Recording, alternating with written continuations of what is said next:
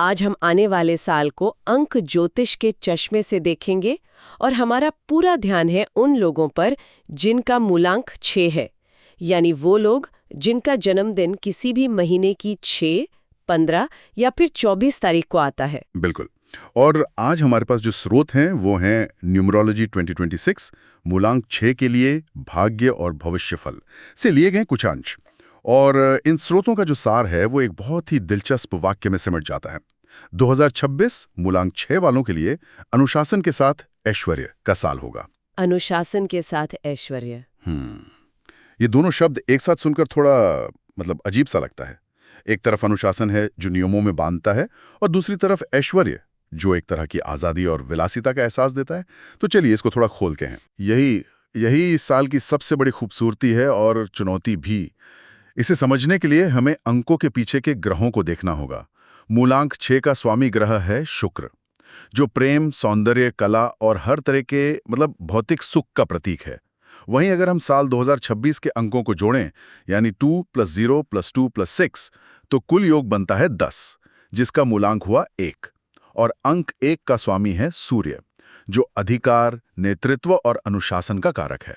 अच्छा, तो ये शुक्र और सूर्य के बीच की एक तरह की रस्साकशी है। ज्योतिष में तो इन दोनों ग्रहों का रिश्ता जहां तक मुझे पता है बहुत अच्छा नहीं माना जाता है ना। आपने बिल्कुल सही पकड़ा। ये एक क्लासिक टकराव है। इसको ऐसे सोचे, शुक्र कहता है चलो आज रात एक शानदार पार्टी करते हैं, महंगे कपड़े पहनते हैं, अच्छा खाना खाते हैं।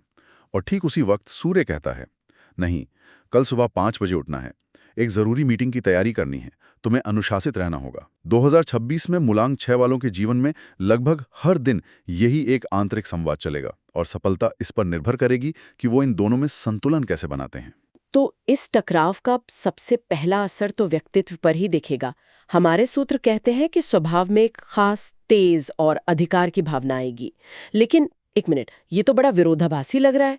एक तरफ आप कह रहे हैं कि आत्मविश्वास बढ़ेगा और दूसरी तरफ अहंकार का खतरा भी है। असल जिंदगी में कोई इन दोनों के बीच का फर्क कैसे समझेगा? ये बहुत ही जरूरी सवाल है और यही इस साल की सबसे बड़ी परीक्षा भी है। देखिए, सूर्य की ऊर्जा जब सकारात्मक होती है तो वो आत्मविश्वास बनकर झलकती है। आप जब बोलेंगे तो लोग सुनेंगे, आपकी उपस्थिति में एक करिश्मा होगा। लेकिन जब यही ऊर्जा अनियंत्रित हो जाती है तो ये अहंकार बन जाती है। फर्क बहुत बारीक है। आत्मविश्वास कहता है मैं ये काम कर सकता हूं, जबकि अहंकार कहता है सिर्फ मैं ही ये काम कर सकता हूं। आत्मविश्वास दूसरों के विचारों का सम्मान करता है और अहंकार उन्हें सिरे से खारिज कर देता है। इस साल दूसरों को सुनने की कला सीखनी पड़ेगी। बिल्कुल। इन दस्तावेजों से एक और दिलचस्प बात निकल कर आती है कि रचनात्मकता यानी क्रिएटिविटी अपने चरम पर होगी। शुक्र आपको नए नए आइडिया देगा और सूर्य आपको उन आइडिया को हकीकत में बदलने का आत्मविश्वास और वो इच्छा शक्ति देगा।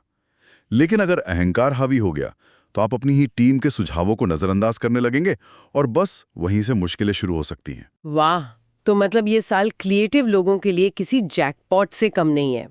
ऐसा लग रहा है जैसे उनकी कला ही उनका सबसे बड़ा हथियार होगी। करियर के लिहाज से ये कैसा रहेगा? करियर के मैदान में तो समझिए कि मंच तैयार है और स्पॉटलाइट सीधे आपके ऊपर है।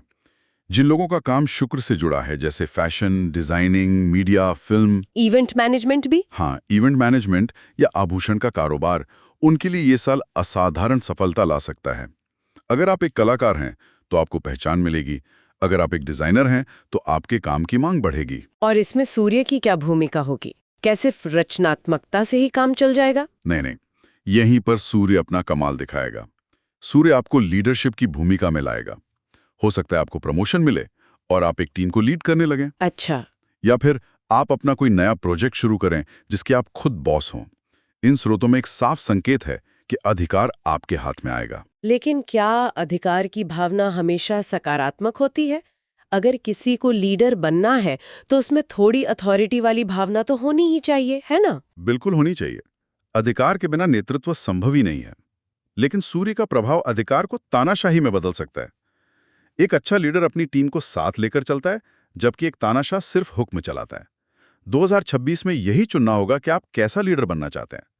व्यापार करने वालों के लिए भी सरकारी टेंडर्स या बड़े कॉर्पोरेट प्रोजेक्ट्स मिलने के मजबूत योग हैं, जो सीधे सीधे सूर्य की सत्ता वाली ऊर्जा से जुड़ा है। यहाँ हमारे सूत्रों में एक बहुत गंभीर चेतावनी भी दी गई है। हाँ, और इस पर विशेष ध्यान देने की जरूरत है। इस विश्लेषण में साफ साफ लिखा है, आप जहां भी काम करते हैं वहां महिलाओं की इज्जत करना सबसे जरूरी है। शुक्र ग्रह स्त्री ऊर्जा का प्रतीक है। अगर आप अपने कार्यस्थल पर महिलाओं का अपमान करते हैं या मतलब उनके साथ अनुचित व्यवहार करते हैं, तो आप सीधे सीधे अपने भाग्य के ग्रह को नाराज कर रहे हैं।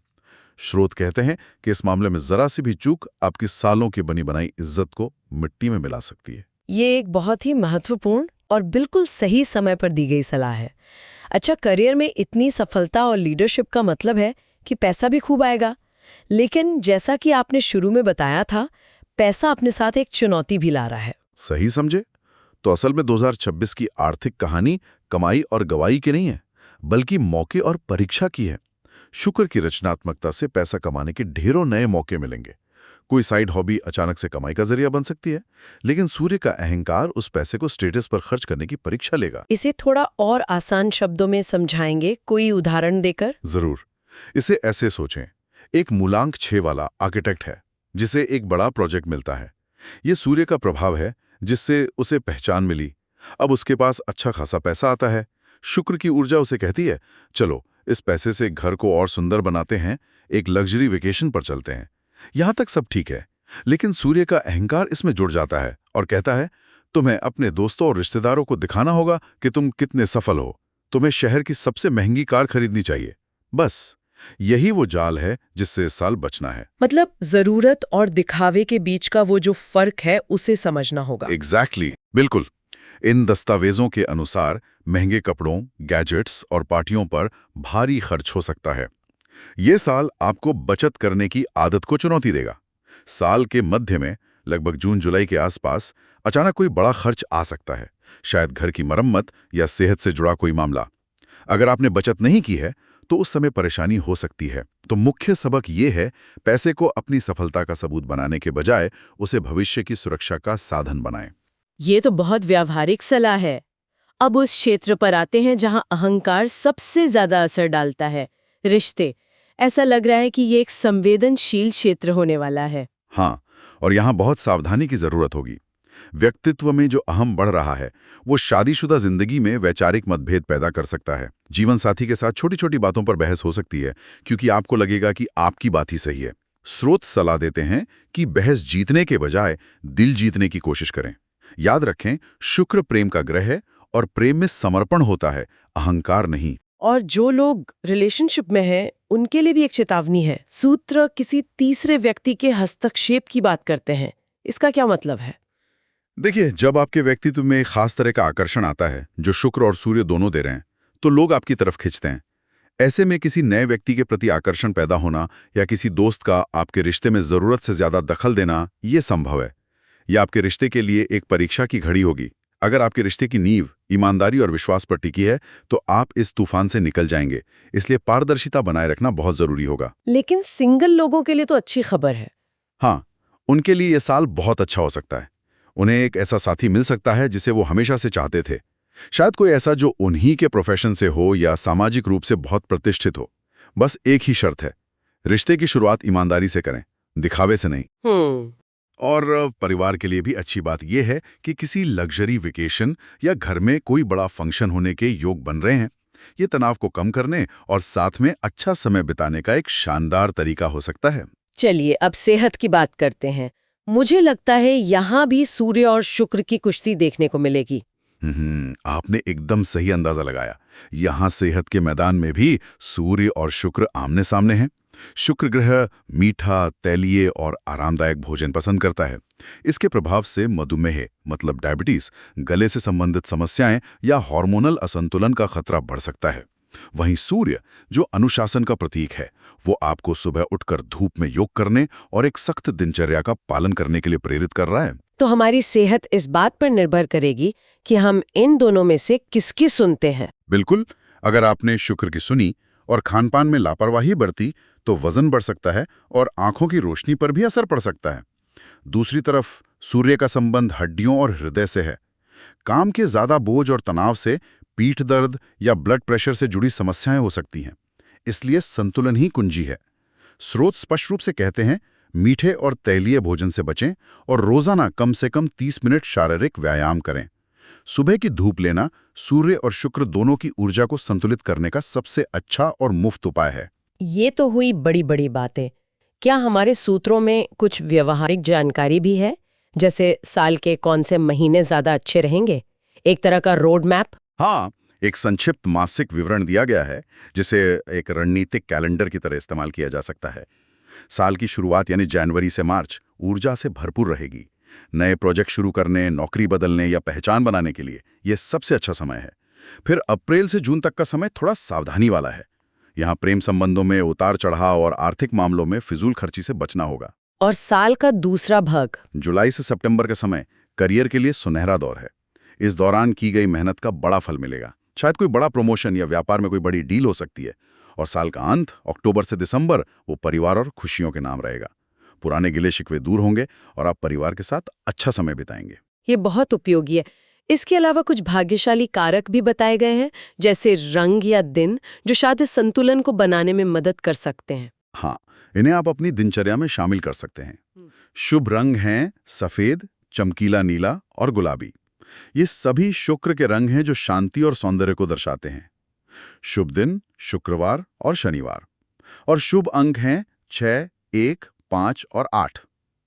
रत्न के तौर पर हीरा या ओपल पहनने का सुझाव है, लेकिन इस पर जोर दिया गया है कि इसे किसी विशेषज्ञ की सलाह के बाद ही पहने, क्योंकि रत्न हर किसी पर अलग अलग असर करते हैं।